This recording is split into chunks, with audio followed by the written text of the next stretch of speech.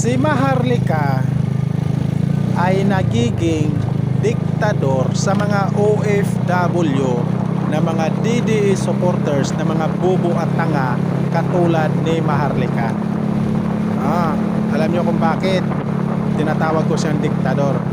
Si Maharlika nanawagan sa mga OFW, mga DDE supporters na mga bubo at tanga na hindi muna magpadala sa pamilya dito sa Pinas, sa Pilipinas. Kasi unahin daw ang birthday celebration ni Digongyo. Grabe ka, Maharlika, no? Si Maharlika, mga kaidol, ito ay kwentong tanga. Kwentong tanga si Maharlika, mga kaidol. Dinadamay niya yung mga OFW na imbis na kailangan niyan sa Pilipinas yung pamilya nila, na kailangan yung pira sa pamilya niya dito sa Pilipinas. Tapos nanawagan si Maharlika sa mga OFW, sa mga DDE supporters lang, no? Hindi naman lahat, no? Mga OFW, hindi lahat mga OFW na mga bubo at tanga katulad sa mga DDE supporters. Grabe si Maharlika, mga kaidol. At dapat lang ito, mahuli na po ito.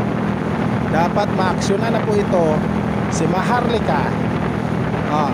Kaya naghasik ng lagim si Maharlika kasi nasa ibang bansa siya. Naakala niya hanggang dyan lang po siya. At akala niya hindi siya mahuli kahit nandyan siya sa ibang bansa.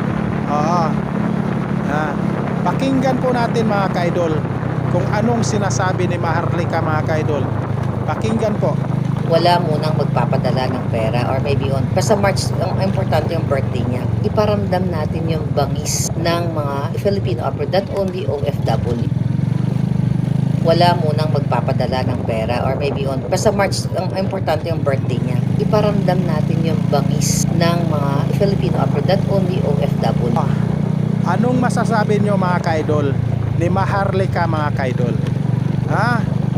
Nanawagan po siya sa mga OFW na mga DDE supporters na mga bubo at tanga na naniwala kay Maharlika na tanga din, isang tanga din, na hindi muna daw magpadala sa pamilya nila dito sa Pilipinas para sa birthday celebration ni Digong. Sige, i-try nyo, huwag kayo magpadala dito sa Pilipinas sa pamilya nyo. Kung sinong umiiyak na pamilya dito sa Pilipinas, paano na lang mga OFW, mga DDS OFW, kung may sakit ang inyong pamilya dito, kung may maintenance sila na gamot, kailangan ng gamot bilhin, kung may bayaran sila na kuryente, tubig, kung wala silang pansaing, walang pambili ng bigas, kung kayo lang inaasahan sa pamilya nyo dito sa Pilipinas, magpapadala pa ba kayo kay Maharlika na kwentong tanga? Kwentong tanga si Maharlika. Di ba? Anong masasabi nyo kay Maharlika, mga kaidol? Paki-comment, mga kaidol. At siyempre, sa hindi pa nakasubscribe sa YouTube channel ko, mga kaidol, please subscribe sa my YouTube channel, Banati Doy Risbaker. At pakipollow na lang po yung Facebook page ko, mga kaidol, Drive Thru Idol. At siyempre dito sa TikTok, mga kaidol, magparami po tayo, mga kaidol. Like, share, comment sa TikTok, mga kaidol. Pakipollow na lang po yung TikTok ko, Banati Doy. Maraming salamat, mga kaidol.